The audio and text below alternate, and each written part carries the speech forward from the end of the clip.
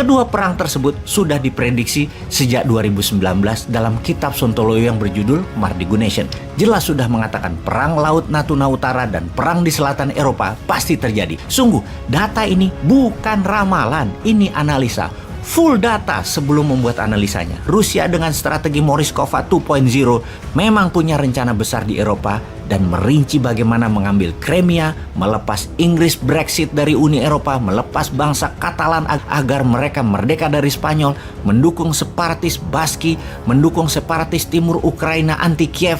Semua strategi jangka panjang oleh Putin dikerjakan desainnya sejak lama. Sejak tahun 2013 di sisi Xi Jinping dengan obor untuk mencaplok sumber daya alam suatu negara yang ditukar dengan infrastruktur yang 100% berbahan Tiongkok. Strategi Tiongkok selanjutnya adalah mengambil balik Macau, mengambil Hong Kong, dan mengambil Taiwan adalah mimpi Xi Jinping yang terus dimatangkan untuk menjadikan Tiongkok one nation, one system. Karena itu, kita harus mendesain, memanfaatkan peluang untuk menjadi negara besar, menyalip di tikungan selagi gajah dengan gajah berperang. Ketika Belarusia membuka perbatasan dengan Polandia sehingga terjadi migrasi manusia ke arah Polandia dari Belarusia, maka komentar Bosman, jago nih Putin. Kampret, kapan Indonesia punya pemimpin negara seperti Putin atau seperti Xi Jinping ketika mengelola negara dapat mengangkat Indonesia ke tingkat dunia. Ngimpi banget dah. Kita semua tahu ambisi Putin ambil Ukraina. Kita sudah rinci mengapa Putin mau menganeksasi Ukraina. Yang jadi pertanyaan selanjutnya adalah bagaimana cara Putin mengambil Ukraina. Tidak seluruh Ukraina, tidak sampai Kiev, hanya sebagian Ukraina. Maka Putin melakukan banyak manuver trisula yang menarik. Pertama, Belarusia yang merupakan negara perbatasan Rusia yang pemimpin Belarusia adalah sekutu Putin, mulai bermain mengganggu Polandia. Belarus dibikin atau dikonflikkan dengan Polandia sehingga warga Belarusia hijrah migrasi keluar Belarusia ke Polandia. Tujuannya ya pastinya membuat tentara NATO dari Eropa Barat mau ke Ukraina jalan darat jadi nggak bisa. Mau masuk lewat Belarusia ya bakal tidak dikasih karena lagi konflik.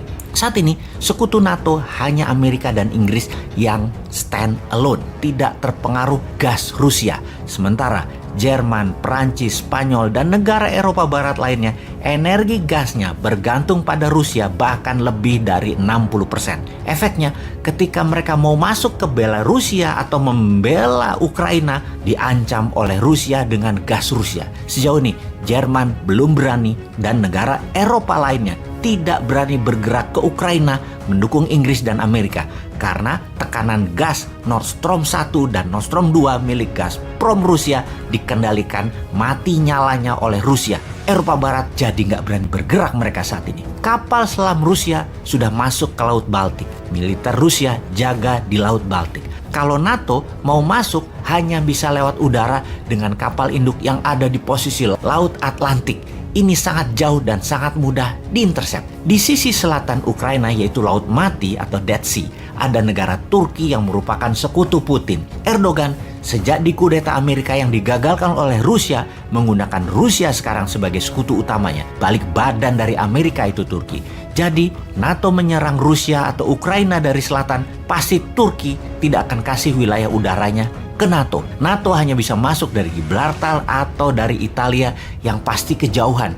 Dari Samudra Atlantik, dari Swedia atau dari Jerman juga nggak gampang. Ukraina saat ini sitting duck bagai bebek yang tinggal dieksekusi oleh Rusia. Sulit untuk menolong Ukraina. Strategi hebat Putin sulit dilawan. Ukraina mangsa lemah yang tidak ada yang bisa menolong dari cengkraman Rusia. Lewat udara sudah diblok di Polandia dan Belarusia.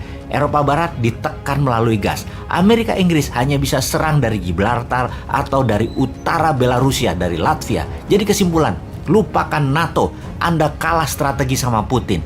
Apa efek perang Ukraina tersebut? Kita semua tahu harga minyak mentah di tahun 2021 naik 50% menjadi di harga sekarang sekitar $77 per barelnya. Setiap kenaikan $1, Rusia untung mendekati angka $1 billion per harinya dari minyak tersebut. Ketegangan Ukraina akan membuat minyak mentah dan harga gas naik. Ditarget naik 20%-an dari nilai sekarang ke arah $100 per barelnya. Rusia untung dari dua sisi, untung dari harga minyak dan gas, serta dapat Ukraina. Kalau perang terjadi antara sekutu versus Rusia. Rusia saat ini di atas angin. Di sisi lain, perang pasti berlangsung cepat.